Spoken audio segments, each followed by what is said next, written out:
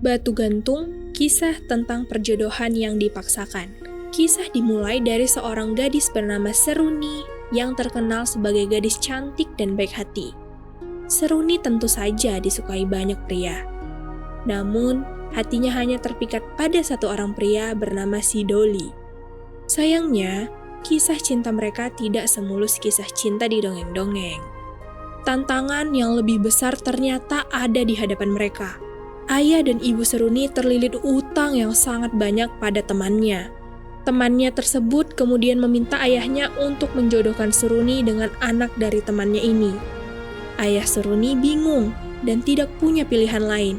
Akhirnya, ia pun menyetujui secara sepihak. Seruni merasa sangat sedih dan ia pun menangis. Keesokan harinya, Seruni pergi ke ladang seperti biasanya. Namun kali ini dengan hati yang penuh kesedihan, ia berjalan sambil terus-menerus melamun.